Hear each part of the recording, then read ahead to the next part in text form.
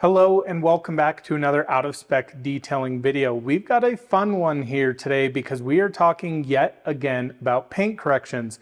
But what we're talking about today is a revolutionary product in the paint correction industry from Dr. Beasley's. We're going to be putting this to the test today and figuring out if this is truly revolutionary, what the differences are from traditional paint correction methods of compounding and polishing, and how their new NSP line Nano Surface Primers may be able to aid detailers in not only a better finish, but efficient work and help coatings last a little bit longer. We're going to dive very deep into this one and more today.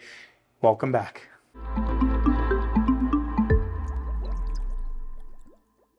As you guys know, if you're viewers of this channel, one of my big specialties is paint corrections, the act of refining paint to near perfection, going deep into compounding and polishing.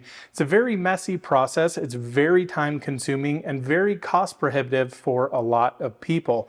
But it is truly the act of removing scratches, removing defects, getting that perfect finish, then to encapsulate it with a ceramic coating.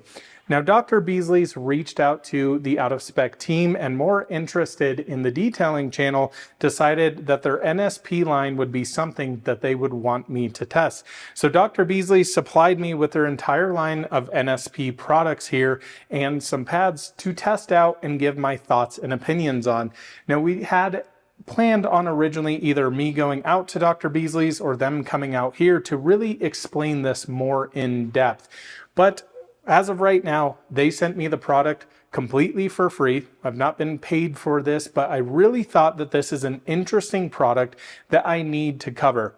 In the detailing industry, just grabbing the same product off the shelf that you've been using for 10 years, while that may be great, there's a lot of amazing products out there and a lot of products that I haven't tried. So this is not only good for me to test out and figure out, is there something better than what I've been traditionally using over here?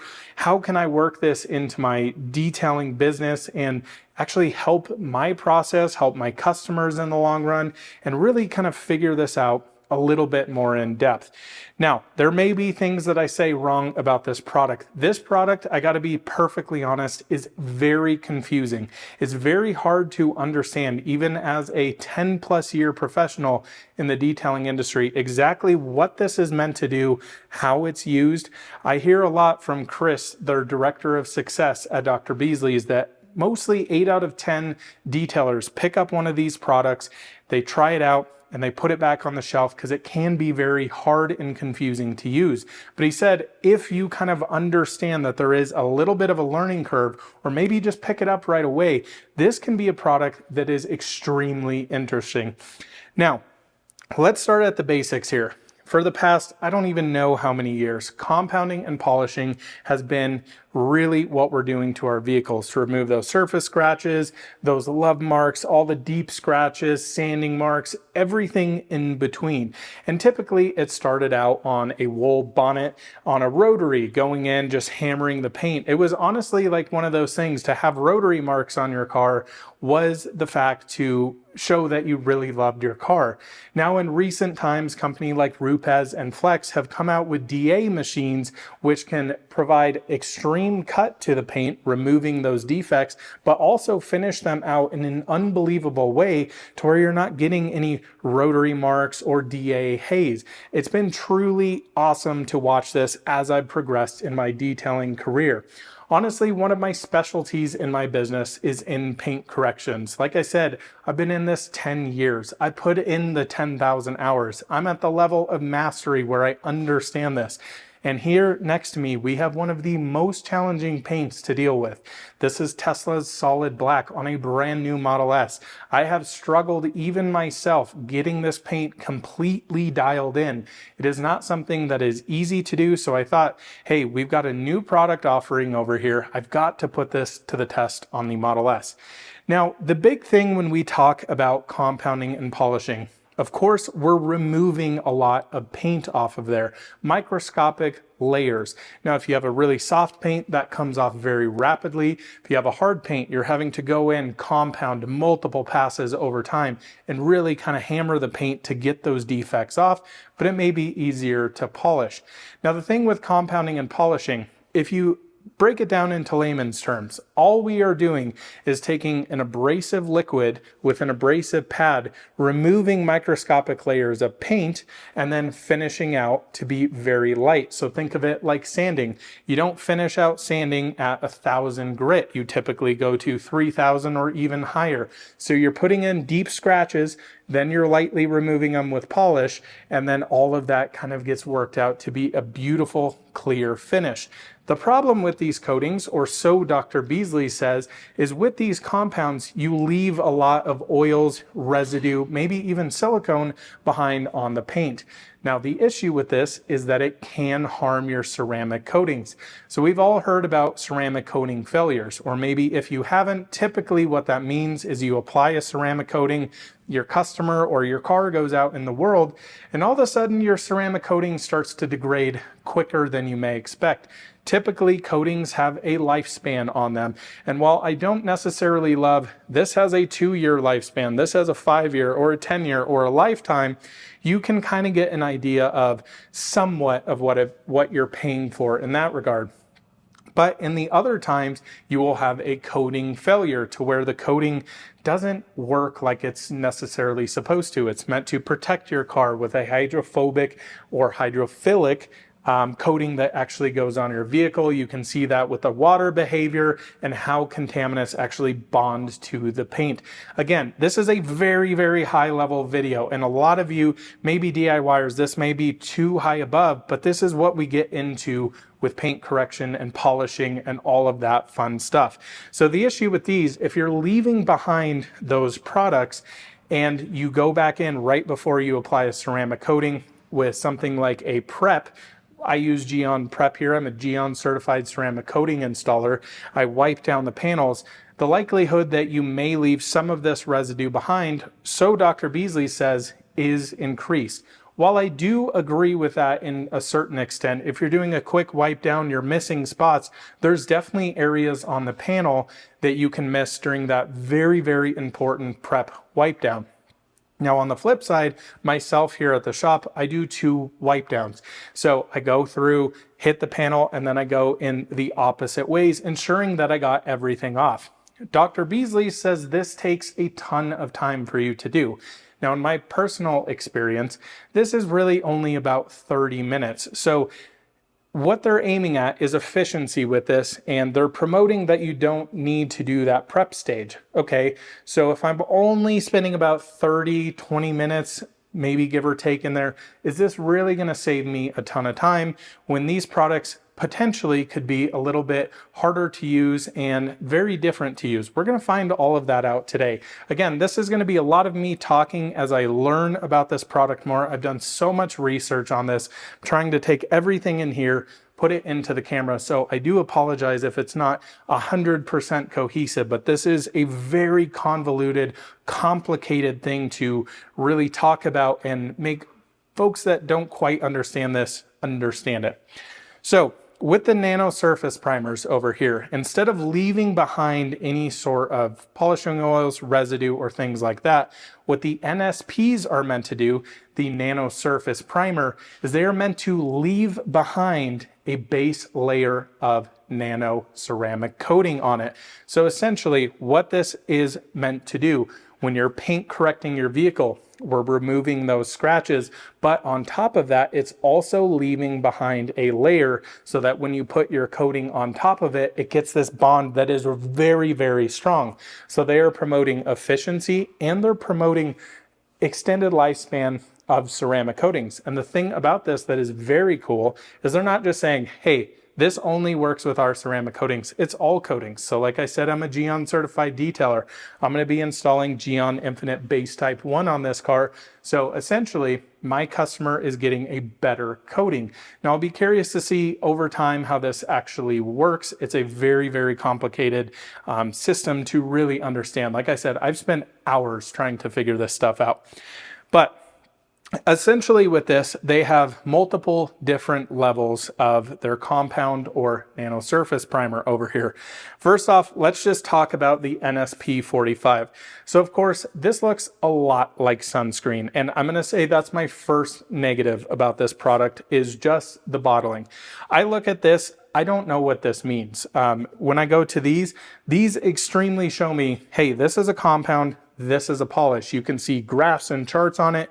This to me, I grab it, I go NSP45. What does that mean? Even as a professional detailer, I'm looking at that going, okay.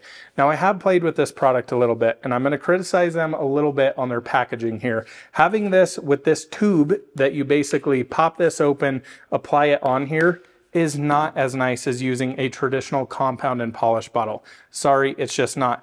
I understand the packaging. They're making this look like, you know, a sunscreen. Their whole thing is a prescription for your detailing needs.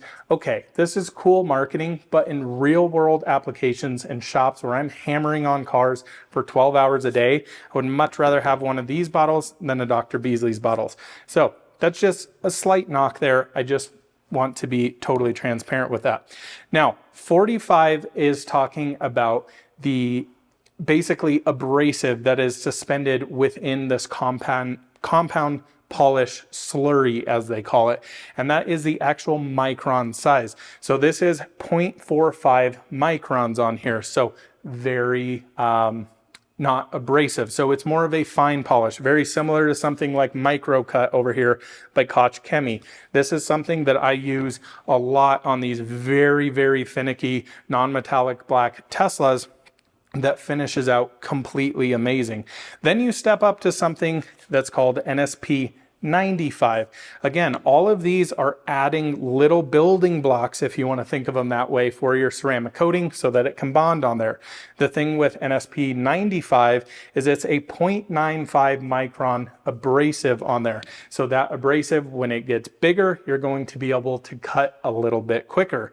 Lastly, here we have NSP 150, so 1.5 microns on this one. So essentially we're talking 3 times as big on the abrasive compared to the 45.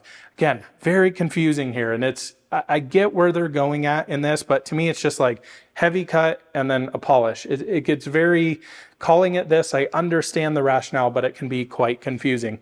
Now, one thing they wanted me to touch on in this video, Dr. Beasley's that is the actual compound abrasive. Now, this is getting very nerdy, very scientific, but essentially in these, we have all different types of polishes and aggressiveness, of course. You can grab 2 compounds though, and they're gonna react very differently. So we can have one that has long working time or does not have diminishing abrasives.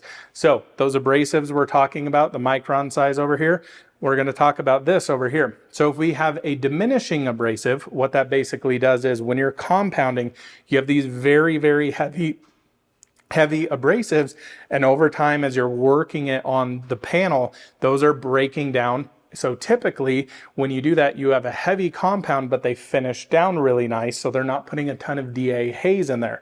Now, on the flip side, we may have an abrasive that just sits there and cuts and cuts and cuts and cuts, which there's pros and cons to both. A lot of the times, you know, if you're hammering on a car, you want a very quick cut. So say we're working on this Model S here. We've got a really deep scratch.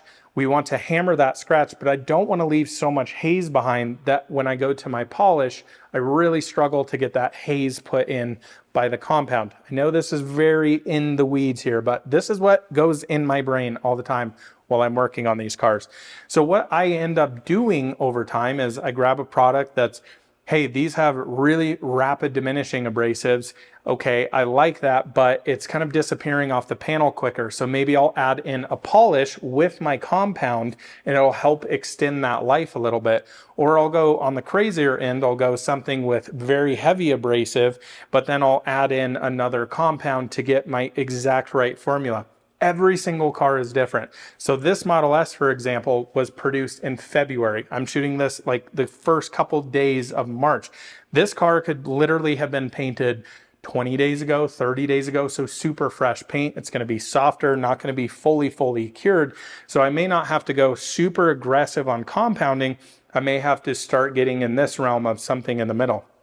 So these over here are completely man-made abrasives in here, and they are what they call a microsphere. I have watched videos on these and they are very complicated. Maybe we can put up a clip. Essentially, it's this perfect sphere on here with these little kind of oblong pieces around it, and these are exactly the same size. So that's why they can, call this NSP 150. They're exactly 1.5 microns on this particular example. And what these do is they do not have any diminishing abrasives while they're working on here. So you're getting a long work time on here. And that's one of the things that immediately a little bit concerns me with this product is the work time. So they're saying it's more efficient. Typically when I go to a compound, I do 3 passes. So I go compound, I go basically, if I'm doing this panel, up and down, and then back and forth, done. Then on polishing, I'm doing 2 to 3. Whereas they're saying over here, you're doing about 5 to 7 per each one of these. And I'm curious with this, without diminishing abrasives, if I say take 150 on here, I'm probably gonna put haze in it. So then I'm gonna have to come back.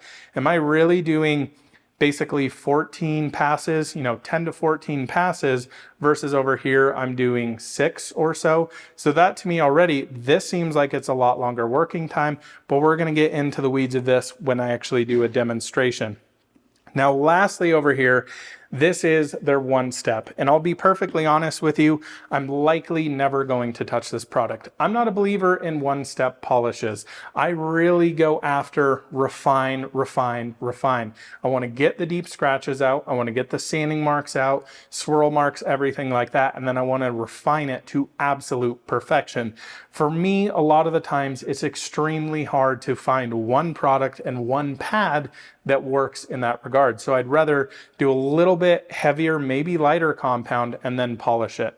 So I'm not sure I'm going to be using that, but it'll be interesting. Now, Chris over at Dr. Beasley's told me, I'm going to send you some pads. I want you to test these out with our NSPs over here, but I also want you to use pads that you traditionally use when you're paint correcting vehicles. So over here, I typically grab for my compounding a microfiber cutting disc from Meguiar's. So I typically use the 6, technically 7-inch one, and the 3-inch, technically 4-inch one for my respective compounds. Then after that, I actually go through and wash the entire vehicle. So this is one thing I think the NSPs could be amazing for here.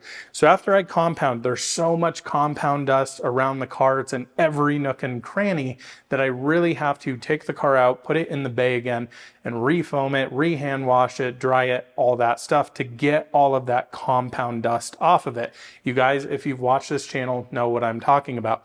Then I go back and polish it after that. So that's a huge time save if these are completely dustless, which they claim to be. So it sounds like what you can do with these is compound, polish, and immediately ceramic coat it after you're done polishing it, which to me sounds really, really cool. I mean, it seems very interesting. So I'm anxious to play around with this. So we're going to, on this Model S over here, I'm going to use some of my pads, some of Dr. Beasley's pads, see if I can come up with a situation that I like.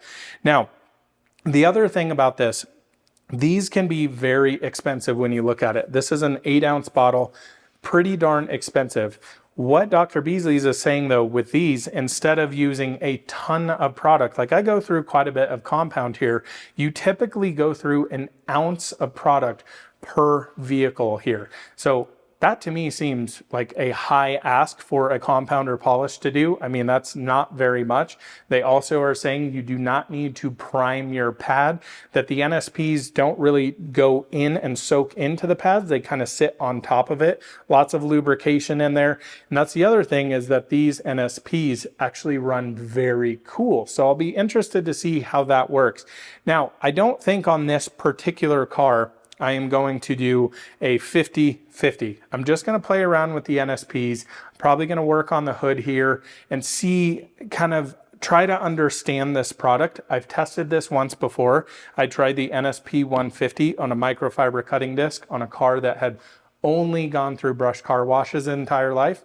it didn't even touch it. So there may be circumstances where even their heaviest, as of right now, compound or nano surface primer is not aggressive enough. I think this Model S next to me, I would hope that the NSP150 is aggressive enough, but I'm really curious to see what it does to the paint. So again, I'm going to try it on microfiber cutting discs. I'm going to try it on their own specific pads over here and really kind of play around with this. So I'm super excited.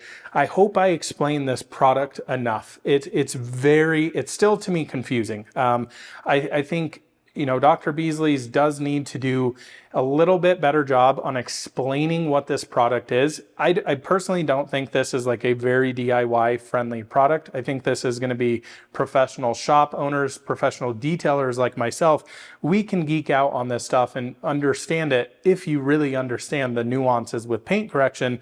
But it's still very confusing. There's not a ton of information on the website. It's a lot, and it's a big learning curve over this where I'm just, you know, to me, this is second nature. The muscle memory is boom, grab this, go to town, do a test spot, figure it out, work around those nuances. So I'm anxious to play around with these more on a paint that is a pain in the butt to deal with and really see what we can do to this. And I'm hopefully thinking that this product may replace a lot of these compounds and polishes, and I can get a coating that goes on better, that lasts a little bit longer. I'm not so sure on that whole rationale behind that, but I understand where they're coming from. So before I go on, let's jump into this and play around. One thing I want to show you on here that's a little odd to me is basically the descriptions on the front of the bottle here. So on the NSP45, we have a finishing primer that produces deep gloss and increases coating thickness. Okay, that's interesting because I would think this is going to be something very similar to microcut. That's going to be a very much refinement. And the reason I say that's interesting is because then I go to NSP95, which is a fine cut primer. Okay, that makes sense. Removes scratches and oxidization. Okay, that makes sense. Provides foundation for nano coating. So why does this one increase coating thickness and this one is a foundation? So I wonder if there's something different going on here with the 45. And then the NSP 150 is similar to the 95 in exactly what it says. But then this one, of course, one step, removes light scratches, leaves behind ceramic nano coating. So why is only this one increasing coating thickness? That seems a little strange to me. So again, what I have here, this is a typical formulation that I would use. This is Koch Chemie. These are some of my favorite compounds, and one of my favorite compounds over here, CarPro Ultra Cut. Now this is, so they say, their most extreme compound, but the thing I love about Ultra Cut over here is that it has a lot of diminishing abrasives, which means I can cut rapidly, but then finish out quite nice. What's interesting is their compound that is less aggressive leaves behind more haze on a paint like this than Ultra Cut, because I think the clear cut that they have doesn't have as many diminishing abrasives, so you're just continually just hammering the paint. But this is what I'm talking about. These compound bottles to me make a ton of sense, and they're color coded. It's very easy for me to go, hey, I need my heavy cut compound. Over here, they all look identical. I could easily grab a 45 if I have it sitting next to me and just go, boom, okay, there you go. But what I also like on here is you notice on all these compounds and polishes, they have basically a scale. So Ultra Cut here is 10 plus cutting and 5 on the gloss, whereas Heavy Cut over here is 9 out of 10 cutting and has quite a bit of gloss. And then you go back down here, boom, you can see the differences there. I just personally really like how these labels are done a lot more than Dr. Beasley's. This to me says nothing about what it is. Honestly, I looked at this the first time and went, is this for your leather? Because it to me seems like a sunscreen. Okay, is that something I'm putting on my interior? It does not scream, hey, I'm a compound, I'm a polish. So I think they definitely need to work on that. The other thing I forgot to mention in the long extended clip that I just did, these do not have any fillers in them. They are not silicone based. They are not going to leave behind any contamination like these will, hence why we need to do the prep wipe down. So I think that's a good thing to know. There are compounds and polishes for vehicles that have fillers in them. Now, are fillers beneficial? In my personal opinion, no, because typically what happens is, like on a Model S here, you can get a bunch of DA haze, you polish it out, it looks perfect, you go back with your prep wipe, all of those fillers come off, because that's what that product's meant to do, is remove everything off the surface. And then you have that haze again. So it didn't really do its job, it just filled it in. Now, none of these products have fillers. There is one made by CarPro, it's called Essence. I used to use it a lot, and I understood after using it for a while what exactly it was doing, and I said, not using any more fillers. I really don't like that. To me, it's like, we need to refine the paint in its naked natural state and make it look as good as possible. So every time that I do a finish polish on these cars, doing the prep twice on the vehicles before coating, double check everything. And what I'll do throughout the vehicle is, you know, I start polishing segment, I'll do half the hood, wipe it down with prep. If it looks good, I'll continue. Or I'll do a test section. If I wipe it and all that haze comes back, oh, okay, need to either adjust our formulation here, maybe need to bump down from fine cut to micro cut, or maybe mix these two, or whatever in between. Again, this is very convoluted, but this is high level understanding of compounding and polishing, because it's confusing. Now this car, I need to make a quick note on. So I just did a build quality review on this car. This is a brand new 2024 Model S Plaid. Again, it was born literally probably weeks ago, so I don't know how fresh the paint is. This car, for whatever reason, has tons of DA haze on it.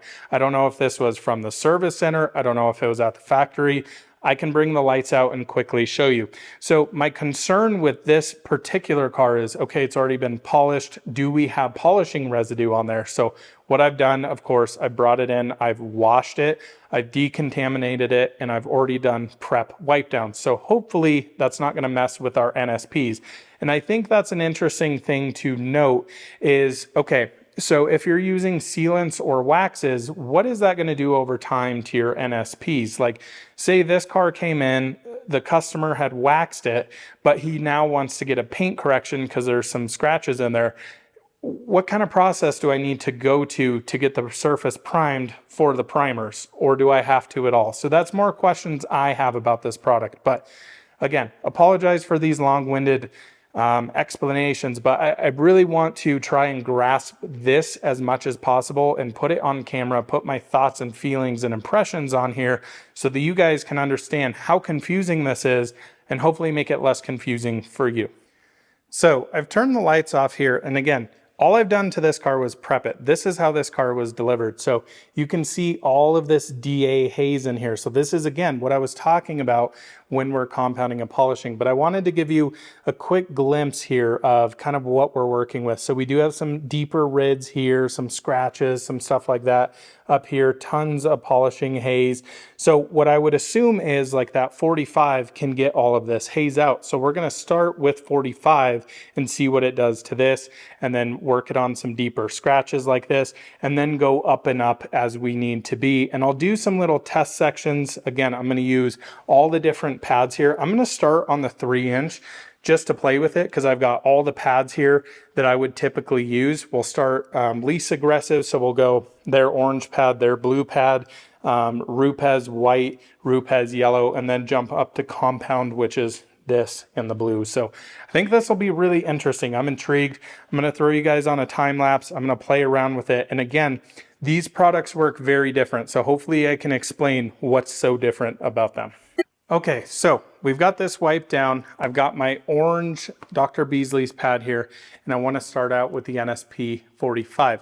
Now again, what I want you to remember here, the big difference with these NSPs is that they are working longer, or you have to work them longer. So a traditional polish, I can come in here and go brrr, done. But these you have to work down a little bit. Now, a lot of the times what you'll see with polishes is they go on and they're kind of hazy, and then you start to get to the point where they're more like Vaseline, where they're kind of almost shiny in a way instead of like dull and cloudy. And that's when you've really worked that polish out. Now, these are supposed to be a little bit different. Again, I want you to remember these are not supposed to be dusting, and you actually work them longer. So they're going to go on and look like they're very cloudy. And then they're gonna get to the point where you're not gonna see any sort of compound or polish on there. And this is very confusing to me, but you know, as Chris told me, he said, when you're doing this, you need to understand just because you can't see it doesn't mean it's not there. So I think that's an interesting point. Now, Chris told me 2 drops is all you need to start it. There's no priming your pad, scrubbing it in, blowing it out, all that fun stuff. You apply 2 of these and start working it in. Now, he also was telling me you're gonna work in bigger sections than you traditionally do, but I'm gonna try and keep this manageable and just see how it goes. You're gonna see my real-time thoughts and impressions on this. I've got my headlamp on. I always like to have a headlamp so I can see what's going on through the compound or polish here, but let's crack open this NSP95. Okay, got this cracked open now, and we're gonna apply 2 small drops here, and it's kind of a little hard to get out of the tube. Again, like this whole situation, I'm not really into. I mean, it's fine, but yeah, we'll see. So we use a lot less product than we traditionally would polishing or compounding. So let's just hammer this out. I don't know. This will be interesting. I'm just going to do this small section. And again, this is NSP45, so this is the lightest one. What I'll probably do is a section at a time, kind of bump up as we go, as I really kind of see and understand what's going on here.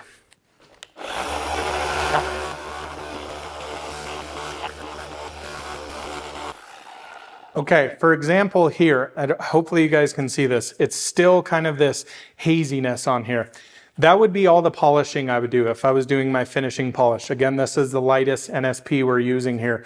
So that to me is already, it's looking like it's ready to come off. Chris is like, listen, 8 out of 10 guys stop there and then they go to wipe it and it kind of concretes, as he says. So I can kind of wipe this. I'm looking at it. Damn, that actually looks pretty decent, but there's still a little haze there. So I'm going to continue to work this. This is the weird thing.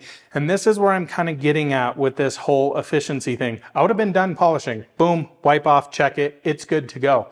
But now I'm working it more. So I'm not necessarily sure on this whole efficiency thing. Again, 5 to 7 passes are saying you got to work this down. Maybe I'm working in too small of a section. I'm going to kind of still play with this. But to me already, it's kind of seeming like it's going to take me more time. So it's a little confusing, but let's keep going here and see where we're at.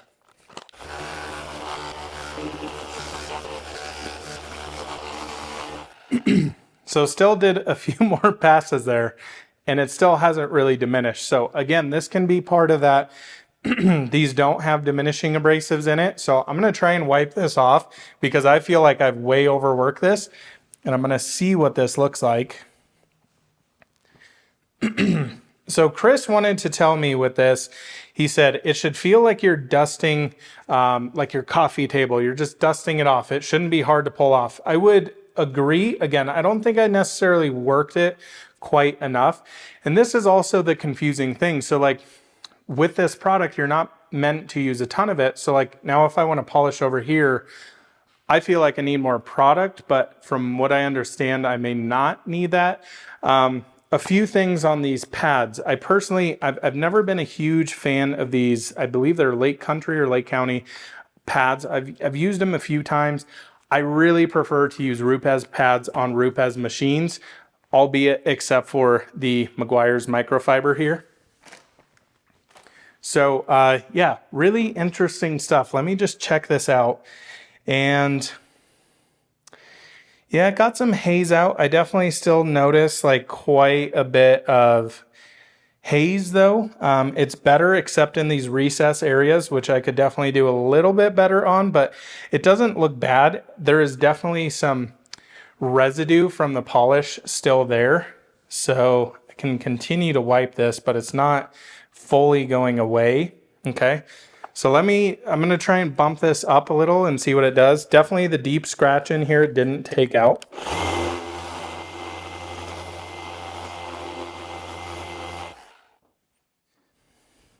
So as you guys saw there, what I did was I didn't put any more on. I went back to this spot and it still didn't break that down. So I'm not sure I'm using this in the correct way. Again, like I'd be already done polishing this. That's just my impression. But let's just go up here and see what it does.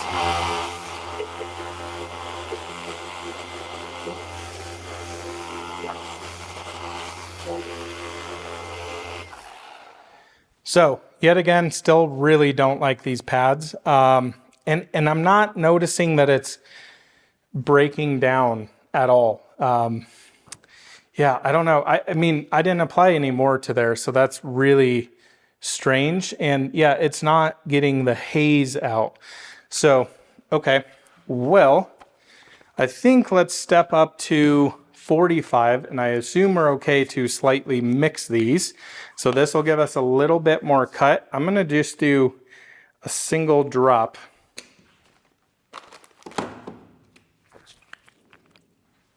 Okay, we got our single drop. Let's go on a spot down here with a little bit heavier scratches. Again, this is still their lightest foam pad, so I personally would expect a little bit more refinement there. Again, maybe I'm not working it long enough, and this is very haze, so we'll see how the 95 does here.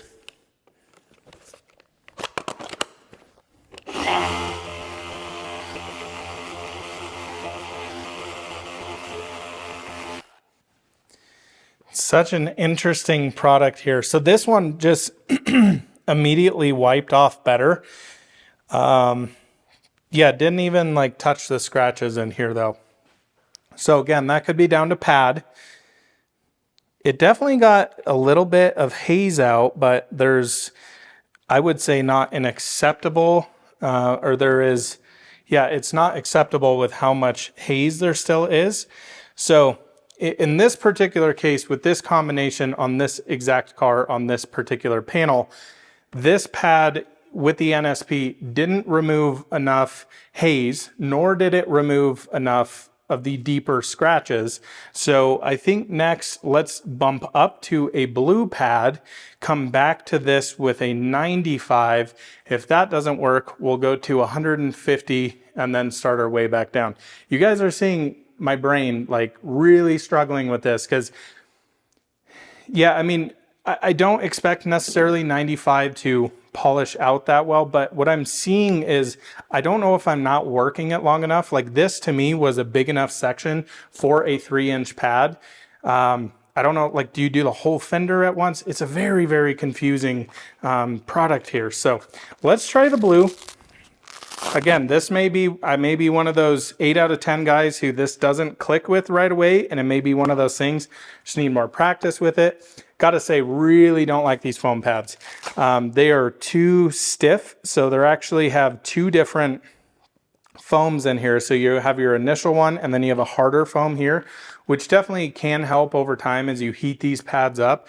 But I just like the Rupes yellow and whites, to me, are way better. Now, what I do like so far, lots of, or lack thereof, of dust. Like even polishing, I'd have dust going everywhere.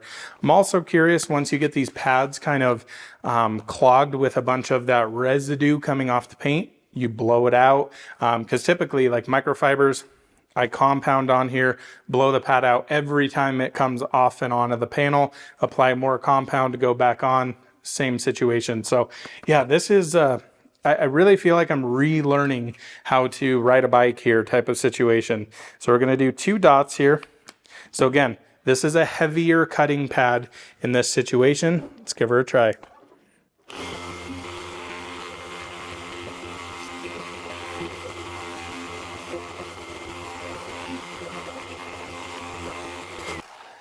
Oh, yeah. Okay, I am like beyond confused with this stuff. So I'm not really seeing it breaking down. And here's one thing that I'm a little concerned with this product. So it has such a long working time that when I'm looking through basically the compound onto the panel, I'm looking at the scratches. If those scratches are gone, I stop. But if this, I'm still having to constantly work, which means it's still cutting. So to me, I'm still removing more paint than I really need to. So that's, I finally stopped here because I wasn't seeing the kind of light compound polish situation going on here with the 95 continue to break down. But I'm like looking at it going, okay, I want to stop here. And I watched a few other guys do that, and I think I'm in the same regard. Now, I gotta say, in this particular situation, it did get some of the deeper scratches out. What I'm still struggling with, though, is in here, I can't get the residue of the actual polish off. Like when I wipe it, there's still remaining stuff going on there. So I'm trying to continue to wipe it here. Now, haze-wise, it definitely took a lot out, but it still didn't, it left haze. So it either left haze on here or it didn't take all the haze out. So I think next I'm going to try 150 and see what this does, because this is their big compound. So I'm going to take it to an area that's got some deeper scratches in it, see if it can attack those on the foam pad. If the foam pad doesn't work, I'm going to switch to microfiber and do my testing. Again, this is a long video. You guys are learning while I'm really learning this. And what I did see the first time I used this product was when I used the microfiber, I had that immediate, you know, you get it working down, it goes from that really hazy to almost clear where you can't even see it. And I'm not seeing that here. So that could be part of the foam pad, how the foam pad is basically just continually distributing it, where it may be getting sucked up into the microfiber. I don't know. This is, yeah, this is a really, really wild one here. So let me get these off. And again, these pads, I'm not into these pads at all. You're noticing, you're probably watching these in time lapses, but like it is, I'm fighting the machine the whole time. I really like having a thin pad that I can control, especially over curved panels like this. I really feel like I can mold my polisher. You got to remember, this is a flat pad. And if you put it on here, you know, your center or this space up here is touching it and now not here. So you really have to work these. It's not just go through it. I'm constantly articulating the machine, trying to get it in the right spot. So let me try a microfiber here just for kind of fun. And then I'll switch back to the blue on the 150 and just kind of play around a little bit more. This spot right here, it's got a lot of haze. I just want to see what kind of haze this has. Now, another thing, so I'm using 150 here. What's really strange about this stuff is it like just falls off your pad like that. So you have to be, you kind of have to really work it in and kind of go for it here. So I'm going to go on speed 3. Let's just kind of see how this goes here.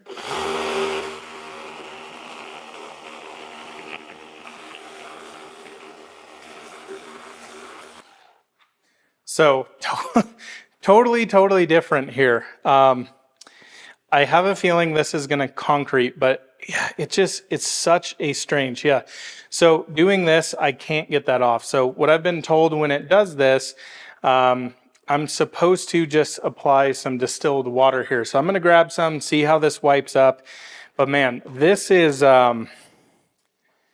it's so weird how this product goes on, and it's, to me, it doesn't feel consistent. And he said when you concrete basically the compound here, what that means is you're using too much you know, of the NSP 150 in this particular case. But yeah, it's really strange. I can't wipe it off. Now, haze wise, I can see it haze the heck out of this. So this does mean it's quite an aggressive compound, but now I'm curious to see if I can get that haze out with the 45. And this will be a great spot to test section on. So yeah, let's play around with this a little bit more and see where we're at.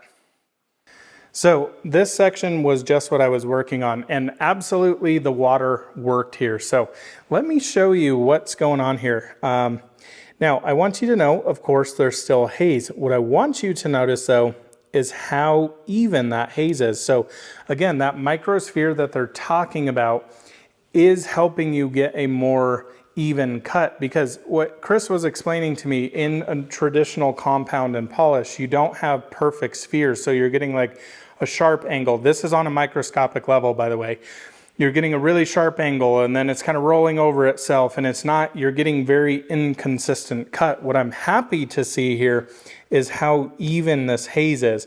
So if I come over here, you notice how different this is. This was the area that the Tesla folks apparently had polished in this situation. Now this down here was our, what was this down here? This was the 95 on the blue pad, I think. yeah, that actually looks pretty decent and no haze in there. So I'm curious, you know, when we go to finish this out, what does that situation look like? Because from what I'm finding is, okay, it seems like it cut really good. I need to test that microfiber with the 150 on like a really heavy hammered spot. We'll find something else on the car, and you know, maybe we'll go down to 95 with the microfiber. The microfiber cuts weird for sure on it. I don't know. I'm really struggling with my thought process on this, and you guys are seeing it real time. Again, one thing I absolutely love is the lack thereof of compound dust. What you're seeing here, you'll see these little flecks. That's the microfibers kind of coming off a fresh pad.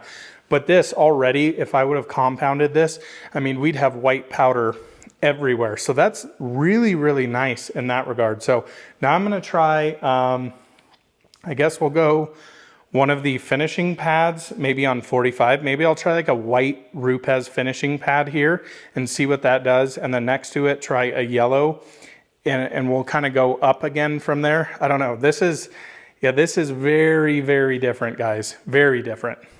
So I put on a Rupes white pad here. Now, in all honesty, I don't use these a ton. And you may be wondering yourself, okay, why? Any of this dust you see, by the way, is just coming out of the pad. That's all the fresh foam, this brand new pad. I definitely wanted to make sure I use new pads on this to really, you don't want any contamination in there from the compound or polish. But the reason being with these pads that I don't use them, even on finicky paint, yes, they're soft, but typically what happens is, like when you're working on these, they can start folding over each other. And what it can actually do is scour the paint. So typically on very, very soft paint, I grab a Rupes yellow pad. I grab that H3, the micro cut from Koch Chemie, and no problem. It really works well. But we're going to try this with NSP95 here. I'm anxious to see how this works, because this is like the least aggressive, I could say. But again, keep in mind, this pad could actually technically be worse than our yellow pad. So I don't know. We're just going to play with this. I'm anxious to see what this does. And I'm going to go on a lower speed.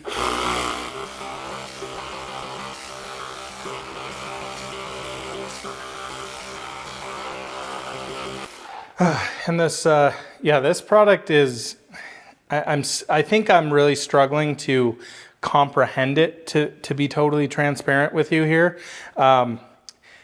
It's just the working time, I'm not sure I'm there on. Like, I'm spending more time on the car, in all honesty. And I don't know if, like, you saw me put 2 dots on here. Maybe this is the case on the 3-inch. I have to do like this entire panel at once. Yeah, I'm really, really struggling on this. So it did not great, to be honest. It didn't get the haze out, and I would not call this acceptable. So to me, yeah, this is where I get confused with things. So I guess let's go up to a yellow pad and see if we get a little bit more cut. But I want to finish with this, but it seems like it's not finishing out the 150 on the micro. Okay, so I'm going to try a yellow pad here and see if that changes anything with NSP45. So I'm going to try 1 dot.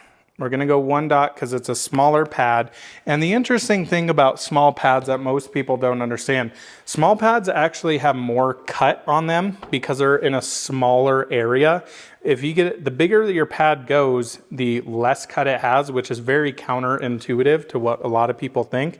But let's try this section. Let's see. I'm curious if the haze gets worse here. Yeah, man, my brain is really struggling with this. So let's go.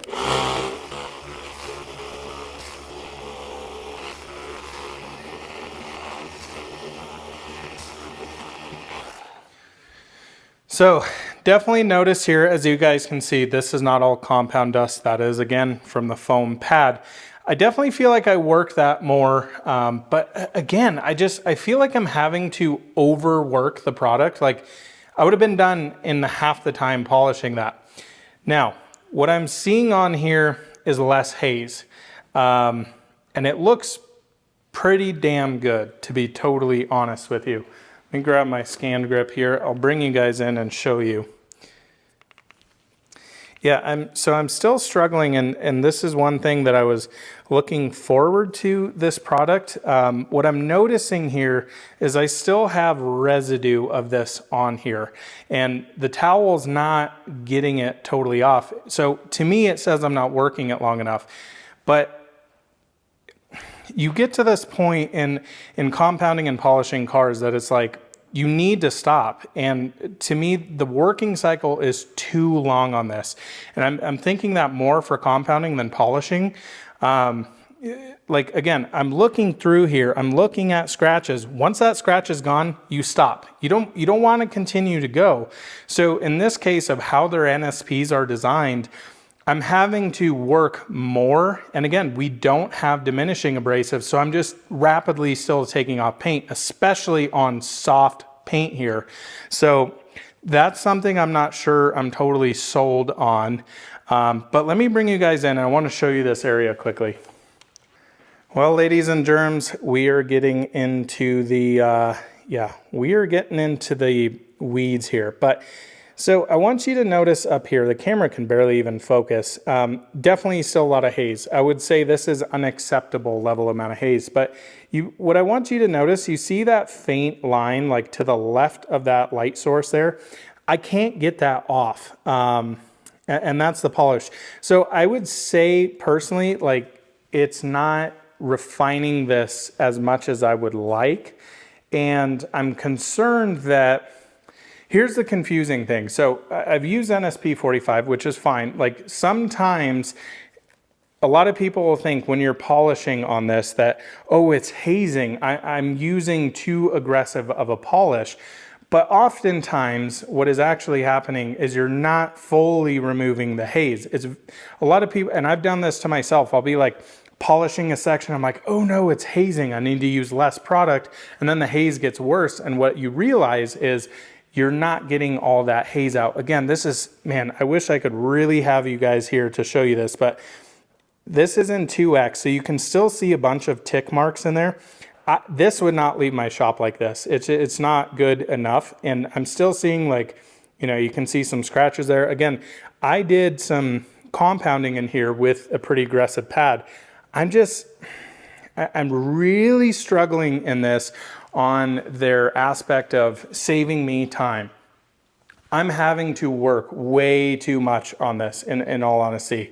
Like, I'm doing double, almost triple the amount of compounding that I would. Like, for example, these areas, yes, I'm filming, I would have had the whole hood done already, compounding. Now, again, I'm still having to take time after compounding, put it in the wash bay, and then polish it, and then wipe it down. Whereas like this, I could technically coat over right now. But yeah, I'm not sure. I think I'd rather have my time spent, you know, doing prep wipe downs rather than polishing, because polishing, like having these machines in your hands for, you know, 10, 12, 14 hours a day, like it's hard on your body. So I'm struggling with their thought process here. Now, my only thought, like I'm saying here, maybe we try 95 in this area. My theory though is even on a yellow pad, I think we're gonna get more haze. So now we're at that point where there's a little bit of haze. I know what that looks like. If we get more haze, that to me is saying that we've done the least aggressive polishing possible here. So yeah, let me try that. We're gonna put 95 on here. I understand this video is confusing. I'm super confused, and this is where I think the issue with this product is. I think we're getting to the point where we're trying to reinvent the wheel too much. I really don't like the working times. I need to be able to hammer down on one spot, pull up, wipe, and keep working. I shouldn't have to continually work this product in constantly. And then the wipe down having to do with the 150, I feel maybe I needed to work it longer, and then that's probably the case. But from what I understand, if you're concreting it, you're not doing it correctly, as in you're putting too much product on there. It's like I'm getting to the point where it's very confusing, and this may need to be a situation where Chris comes out here and really dives deep into me, and I can show exactly what I'm showing him on camera, because to me this is very, very confusing, very, very complicated. So again on here, I am putting NSP95. If we have more haze, then I'm saying it's not finishing out enough with the 45. And I think my theory is this is going to haze it more than 45, but it may also take all the haze out. So let's play with this and see.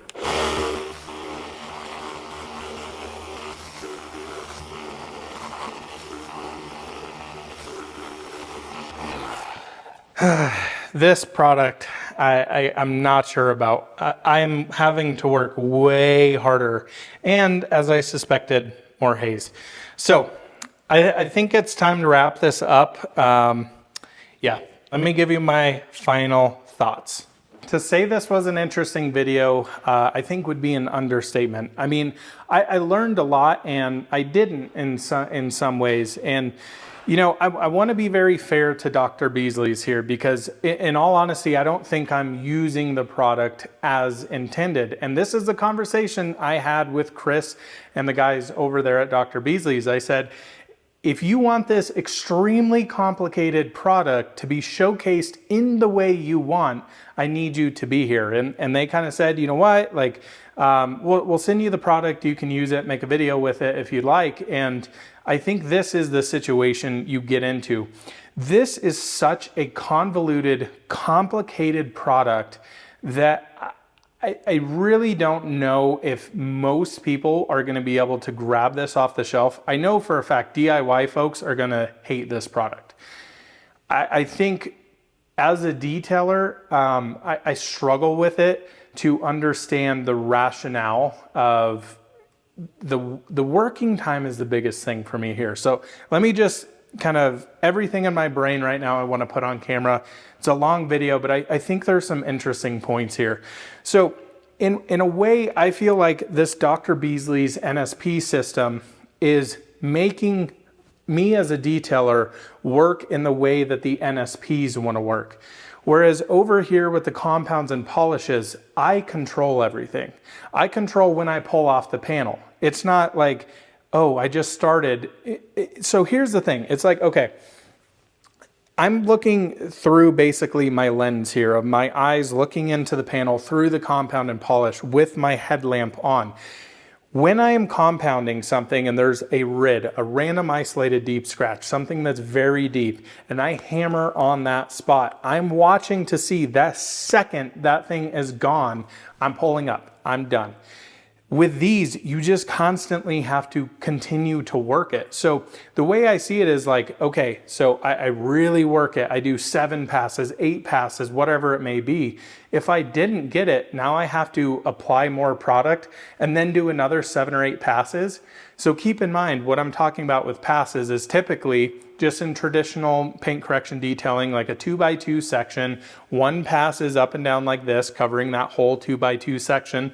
Your second pass is like this and crosshatch, and your third pass is like this. That's typically all I do compounding, and that's typically all I do polishing. So on a car, I'm doing 6 passes total, compound polish done. This is like 6, 7 compound, 6, 7 polish. So to me, I'm really struggling to understand where they are seeing this efficiency coming from in the detailing space. Because for one, I don't feel like the NSP 150 cut enough. Then I think it hazed too much to be refined with 45. And then the 95 hazed it more than the 45. So I couldn't get a perfect finish there. So now I'm kind of at the point where I'm like, where do I go from here? And I think this is part of the problem with non-diminishing abrasives. On a car like this, I want something to diminish. I don't want to just keep hammering and clawing all that paint away. It's just, I'm working too hard on it. So what I'm going to say is, there's an open invite to anybody from the Dr. Beasley's team to either come here or to me to come out to Dr. Beasley's and run me through this product again. That was the original intent, and they said nope, we're not going to do that. It's, you know, too expensive to do that. And I think this is kind of the situation you run into. And the real thing that I struggle with, I understand paint. I put in my 10,000 hours. I have mastered how to do paint like this Model S. I have zero qualms about that. I know my work. It is very, very high level. And for something like this to come in and not perform like I want, make my work harder, I'm really struggling to understand the purpose of this. Now, what I really think could be a solution to this, and I alluded to this in the video, is to use a compound of my liking, a diminishing abrasive one, where I can refine it down enough to where it's easily finished out with NSP45 at the end. But I don't think they really want that to be said out there. So there's some really confusing stuff here. And yeah, I mean, in all honesty, I'll play with this stuff more. I'm going to keep all the pads as is. These are going to be my NSP pads. I'm curious to see, like, over time, so you're infusing ceramic into these pads, like, can you reuse them? Are these single use? Like, there's so many unanswered questions that I have about this product that it's, and I've researched and researched and researched and talked and had phone calls, and it's like, it's getting to the point of reinventing the wheel, and I don't think it needs to be reinvented necessarily. I like the concept. I don't like having the product tell me how to work on a car. I like being able to be in control. And with these, I'm 100% in control. And this, it's telling me how to do my job. So I hope you guys found this video interesting. I understand this is very high level detailing that only probably the top 1% of detailers truly understand what I'm actually talking about here. But I hope, you know, if you're a DIY, you know, weekend enthusiast, or you're a fan of this channel, that you understand this is what goes through my head. You know, Dr. Beasley sent me this stuff. I could easily make a fluff piece and say, this stuff works great, but I'm being honest and being transparent. One of the biggest things I have been very proud of myself in this business and on this YouTube channel is I am not beholden to any company. I say what I want, I use the products I want, and I use what actually works. Thanks so much for watching another out of spec detailing video. We'll see you in the next one soon. Leave some comments below because I'm curious to see what y'all think about this one. Bye-bye.